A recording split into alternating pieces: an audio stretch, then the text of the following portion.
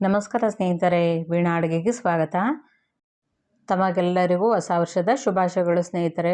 ಇವತ್ತಿನ ವಿಡಿಯೋದಲ್ಲಿ ಅವರೆಕಾಳು ಸೀಸನ್ನಲ್ಲಿ ಅವರೆಕಾಳು ಮಿಕ್ಸರು, ಹುರುಗಾಳು ಅಂತಲೂ ಕರೀತಾರೆ. ತುಂಬ ಚೆನ್ನಾಗಿರುತ್ತೆ. ಕಾಫಿ ಟೀ ಟೈಮ್ ಜೊತೆ ಹಾಗೆ ತಿನ್ನೋದಕ್ಕೆ, ಊಟಕ್ಕೆ ನೆಂಚ್ಕೊಳ್ಳೋದಕ್ಕೆ, ಹಾಗೆ 1 ತಿಂಗಳ ಕಾಲ ಇಟ್ಕೊಂಡು ತಿನ್ಬೋದು. ತುಂಬ ರುಚಿಯಾಗಿರುತ್ತೆ. ಹೇಗೆ ಮಾಡೋದು ಅಂತ ನೋಡೋಣ ಬನ್ನಿ.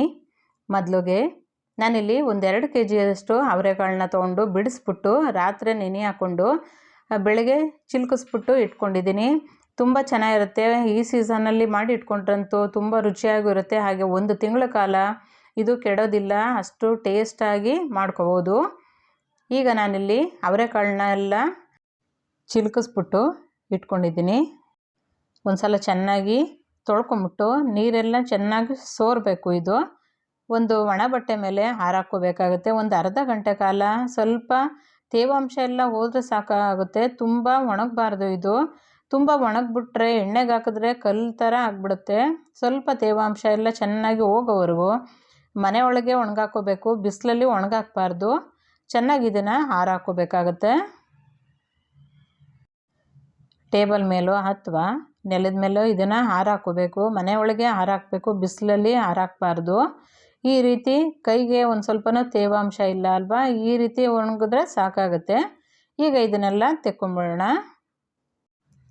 ಎಲ್ಲನೂ ಒಂದು ತಟ್ಟೆಗೆ ತೆಗೆದಿಟ್ಕೊಂಡ್ಬಿಟ್ಟಿದ್ದೀನಿ. ಈಗ ಇದನ್ನು ಫ್ರೈ ಮಾಡ್ಕೋಬೇಕು. ಎಣ್ಣೆ ಚೆನ್ನಾಗಿ ಕಾಯಿಸ್ಕೋಬೇಕು. ಈಗ 1 ಬ್ಯಾಚು ಅಥವಾ 2 ಬ್ಯಾಚು ಎಷ್ಟಿರುತ್ತೋ ಅಷ್ಟು ನೋಡಿಕೊಂಡು 1-2-3 ಬ್ಯಾಚಷ್ಟು ಫ್ರೈ ಮಾಡ್ಕೋಬೇಕು. ಮೊದಲು ಇದನ್ನು ಹೈ ಫ್ಲೇಮ್ನಲ್ಲಿ ಚೆನ್ನಾಗಿ ಎಣ್ಣೆ ಕಾದ್ಮೇಲೆ ಇದನ್ನು 1-2 ಸಲ ಹಾಕೋಬೇಕು.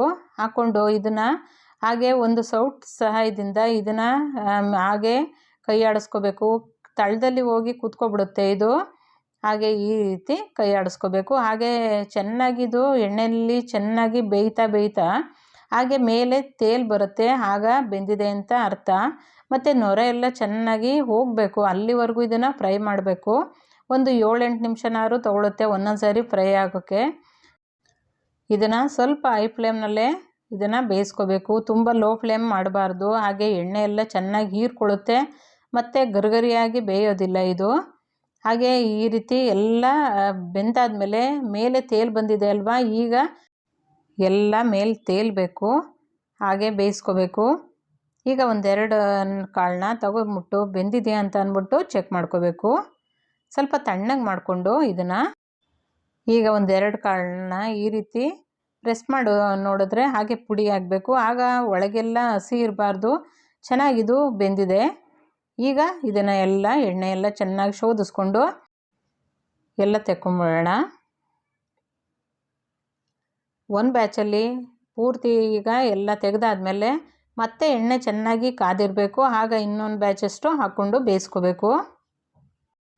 ಮತ್ತೊಂದು ಬ್ಯಾಚು ತೆಗೆದ್ಮೇಲೆ ಇನ್ನೊಂದು ಸಾರಿ ಚೆನ್ನಾಗಿ ಎಣ್ಣೆ ಕಾಯಿಸ್ಕೊಂಡು ಇನ್ನೊಂದು ಬ್ಯಾಚಷ್ಟು ಬೇಯಿಸ್ಕೊಳ್ಳೋಣ. ಇದು ಅಷ್ಟೇ ಚೆನ್ನಾಗಿ ಇದನ್ನು ಪೂರ್ತಿ ಹಾಕ್ಕೊಂಬಿಟ್ಟಿದ್ದೀನಿ. ನಾನು 2 ಬ್ಯಾಚಷ್ಟು ಬೇಯಿಸ್ಕೊಂಡಿದ್ದೀನಿ. ಚೆನ್ನಾಗಿದನ್ನು ಗರಿಯಾಗೋವರೆಗೂ ಬೇಯಿಸ್ಕೋಬೇಕು. ಈ ರೀತಿ ಕೈ ಆಡಿಸ್ಕೋಬೇಕು. ಹಾಗೆ ಚೆನ್ನಾಗಿ ನೊರೆ ಎಲ್ಲ ಹೋಗಬೇಕು. ಅಲ್ಲಿವರೆಗೂ ಇದನ್ನು ಗರಿಗರಿಯಾಗಿ ಬೇಯಿಸ್ಕೊಂಡು ಇದನ್ನು ತೆಗೆದಿಟ್ಕೊಂಡ್ಬಿಡೋಣ. ಚೆನ್ನಾಗಿದನ್ನು ಗರಿಗರಿಯಾಗಿ ಬೇಯಿಸ್ಕೊಂಡು ಇದನ್ನು ಎಣ್ಣೆ ಎಲ್ಲ ಚೆನ್ನಾಗಿ ಶೋಧಿಸ್ಕೊಂಡು ತೆಗೆದಿಟ್ಕೊಳ್ಳೋಣ. ನಾನಿಲ್ಲಿ ಸ್ವಲ್ಪ ಕಡಲೆಕಾಯಿ ಬೀಜನ ಫ್ರೈ ಮಾಡ್ಕೊಳ್ತಾ ಇದ್ದೀನಿ. ಇದಕ್ಕೇನು ಅಳತೆ ಅನ್ನೋದು ಏನೂ ಇಲ್ಲ. ನಿಮಗೆ ಅವರೆಕಾಳು ಎಷ್ಟು ತೊಗೊಂಡಿರ್ತೀರೋ ಅದನ್ನು ನೋಡಿಕೊಂಡು ಸ್ವಲ್ಪನೇ ಎಲ್ಲನೂ ಹಾಕ್ಕೊಂಡು ಬೇಯಿಸ್ಕೋಬೇಕು. ಇದನ್ನು ಚೆನ್ನಾಗಿ ಹೊಂಬಣ್ಣ ಬರೋವರೆಗೂ ಬೇಯಿಸ್ಕೊಳ್ಳೋಣ. ಕಡಲೆಕಾಯಿ ಬೀಜ ಚೆನ್ನಾಗಿ ಗರಿಯಾಗಿ ಬೇಯಿಸ್ಕೋಬೇಕು. ಇದನ್ನು ಎಣ್ಣೆ ಎಲ್ಲ ಚೆನ್ನಾಗಿ ಶೋಧಿಸ್ಕೊಂಡು ತೆಗೆದಿಟ್ಕೊಳ್ಳೋಣ. ಕಡಲೆಕಾಯಿ ಬೀಜ ಎಲ್ಲ ತೆಗೆದಾದ್ಮೇಲೆ ಹುರ್ಗಡ್ಲೆ ಸ್ವಲ್ಪ ಹಾಕ್ಕೊಂಡು ಇದನ್ನು ಫ್ರೈ ಮಾಡಿಕೊಂಡು ಎಣ್ಣೆ ಎಲ್ಲ ಚೆನ್ನಾಗಿ ಶೋಧಿಸ್ಕೊಂಡು ತೆಗೆದಿಟ್ಕೊಳ್ಳೋಣ.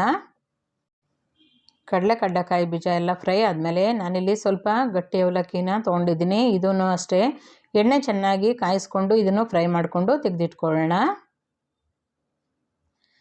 ಕಾಫಿ ಸೋಸೋದ್ರಲ್ಲಿ ಇದನ್ನು ಚೆನ್ನಾಗಿ ಎಲ್ಲನೂ ಶೋಧಿಸ್ಕೊಂಡು ತೆಗೆದಿಟ್ಕೊಳ್ಳೋಣ. ನಾನಿಲ್ಲಿ ಸ್ವಲ್ಪ ಒಣ ಕೊಬ್ಬರಿನ ಉದ್ದುದ್ದಾಗಿ ಸ್ಲೈಸರಲ್ಲಿ ಈ ರೀತಿ ತೆಳುವಾಗಿ ಕಟ್ ಮಾಡಿದ್ದೀನಿ. ತುಂಬ ಚೆನ್ನಾಗಿರುತ್ತೆ. ಮಿಕ್ಸರ್ಗೆ ತುಂಬ ಟೇಸ್ಟ್ ಕೊಡುತ್ತೆ. ಇದನ್ನು ಸ್ವಲ್ಪ ಹೊಂಬಣ್ಣ ಬರೋವರೆಗೂ ಫ್ರೈ ಮಾಡಿಕೊಂಡು ಇದನ್ನು ಎಣ್ಣೆ ಎಲ್ಲ ಚೆನ್ನಾಗಿ ಶೋಧಿಸ್ಕೊಂಡು ತೆಗೆದಿಟ್ಕೊಳ್ಳೋದು. ಕೊಬ್ಬರಿ ಎಲ್ಲ ಚೆನ್ನಾಗಿ ಹೊಂಬಣ್ಣ ಬಂದಿದೆ, ಇದನ್ನು ತೆಗೆದು ಬಿಡೋಣ. ನಾನಿಲ್ಲಿ ಸ್ವಲ್ಪ ಬಾದಾಮಿ ಗೋಡಂಬಿ ತೊಗೊಂಡಿದ್ದೀನಿ. ನಿಮಗೆ ಯಾವ ಡ್ರೈ ಫ್ರೂಟ್ಸ್ ಇಷ್ಟನೋ ಅದನ್ನೇ ಹಾಕ್ಕೋಬೋದು. ಚೆನ್ನಾಗಿ ಇದನ್ನು ಫ್ರೈ ಮಾಡಿಕೊಂಡು ಇದನ್ನು ಹೊಂಬಣ್ಣ ಬರೋವರೆಗೂ ಫ್ರೈ ಮಾಡಿಕೊಂಡು ಇದನ್ನು ತೆಗೆದಿಟ್ಕೊಳ್ಳೋಣ. ಕರಿಬೇವನ್ನ 1 ಹಿಡಿಯಷ್ಟು ಹಾಕ್ಕೊಂಡು ಇದನ್ನು ಗರಿಗರಿ ಆಗೋವರೆಗೂ ಫ್ರೈ ಮಾಡಿಕೊಂಡು ತೆಗೆದಿಟ್ಕೊಳ್ಳೋಣ.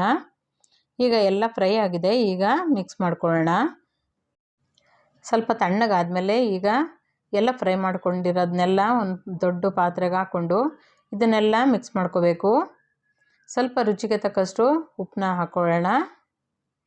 ಉಪ್ಪನ್ನ ಸ್ವಲ್ಪ ಟೇಸ್ಟ್ ನೋಡಿಕೊಂಡು ಬೇಕಾದ್ರೆ ಉಪ್ಪು ಹಾಕ್ಬೋದು, ಒಂದೇ ಸಲ ಜಾಸ್ತಿನ ಹಾಕ್ಕೋಬಾರ್ದು. ಹಾಗೆ ಅಚ್ಕಾರದ ಪುಡಿನೂ ಸ್ವಲ್ಪ ಹಾಕ್ಕೊಳ್ಳೋಣ. ಎಲ್ಲ ಹಾಕ್ಕೊಂಡು ಚೆನ್ನಾಗಿ ಇದನ್ನು ಮಿಕ್ಸ್ ಮಾಡ್ಕೋಬೇಕು. ಎಲ್ಲ ಒಂದು ರೀತಿ ಉಪ್ಪು ಖಾರ ಎಲ್ಲ ಹಿಡಿಯೋ ರೀತಿ ನೋಡಿಕೊಂಡು ಮಿಕ್ಸ್ ಮಾಡಿಕೊಂಡು, ಬೇಕಿದ್ದರೆ ನಿಮಗೆ ಇನ್ನು ಸ್ವಲ್ಪ ಉಪ್ಪು ಖಾರ ಎಲ್ಲ ನೋಡಿಕೊಂಡು ಹಾಕ್ಕೊಂಡು ಚೆನ್ನಾಗಿ ಮಿಕ್ಸ್ ಮಾಡ್ಕೊಳ್ಳೋದು. ಪೂರ್ತಿ ತಣ್ಣಗಾದಮೇಲೆ ಒಂದು ಗಾಳಿ ಆಡದ ಡಬ್ಬದಲ್ಲಿ ಹಾಕಿ ಇಟ್ಕೊಂಬಿಟ್ರಂತೂ 1 ತಿಂಗಳವರೆಗೂ ಇಟ್ಕೊಂಡು ತಿನ್ಬೋದು. ಸಾಯಂಕಾಲದೊತ್ತು ಕಾಫಿ ಟೀ ಟೈಮ್ ಜೊತೆ ಹಾಗೆ ಊಟಕ್ಕೆ ನೆಂಚ್ಕೊಳ್ಳೋದಕ್ಕೆ ಹಾಗೆ ತಿನ್ನೋದಕ್ಕಂತೂ ಸೂಪರಾಗಿರುತ್ತೆ. ಬೇಕ್ರಿನಲ್ಲಿ ತಂದು ತಿನ್ನೋದಕ್ಕಿಂತ ಮನೆಯಲ್ಲಿ ಅವರೆಕಾಳು ಸೀಸನಲ್ಲಿ ಈ ರೀತಿ ಮಾಡಿಟ್ಕೊಂಡ್ರಂತೂ 1-2 ತಿಂಗಳ ಕಾಲ ಇದನ್ನು ಸ್ನ್ಯಾಕ್ಸ್ ರೀತಿ ಉಪಯೋಗಿಸ್ಕೊಳ್ಬೋದು. ತುಂಬ ರುಚಿಯಾಗಿರುತ್ತೆ ಸ್ನೇಹಿತರೆ. ಒಂದು ಸಲ ಟ್ರೈ ಮಾಡಿ ಸ್ನೇಹಿತರೆ ಈ ವಿಧಾನದಲ್ಲಿ. ಈ ರೆಸಿಪಿ ಇಷ್ಟ ಆಗಿದರೆ ಲೈಕ್ ಮಾಡಿ, ಶೇರ್ ಮಾಡಿ, ಕಮೆಂಟ್ ಮಾಡಿ. ಹಾಗೆ ಹೊಸಬ್ರು ಯಾರು ನೋಡ್ತಾ ಇದ್ದೆ ದಯವಿಟ್ಟು ಸಬ್ಸ್ಕ್ರೈಬ್ ಮಾಡ್ಕೊಂಡು ನೋಡಿ. ಹಾಗೆ ನೀವು ಮಾಡಿ ಹೇಗಿತ್ತು ಅಂತ ಅನಿಸಿಕೆ ಅಭಿಪ್ರಾಯಗಳನ್ನ ಕಮೆಂಟ್ ಮೂಲಕ ತಿಳಿಸಿ. ಮತ್ತಷ್ಟು ಈಸಿ ರೆಸಿಪಿಗೋಸ್ಕರ ವೀಣಾ ಅಡುಗೆ ಚಾನಲ್ನ ಪ್ಲೀಸ್ ಸಬ್ಸ್ಕ್ರೈಬ್ ಮಾಡ್ಕೊಳ್ಳಿ. Thank you.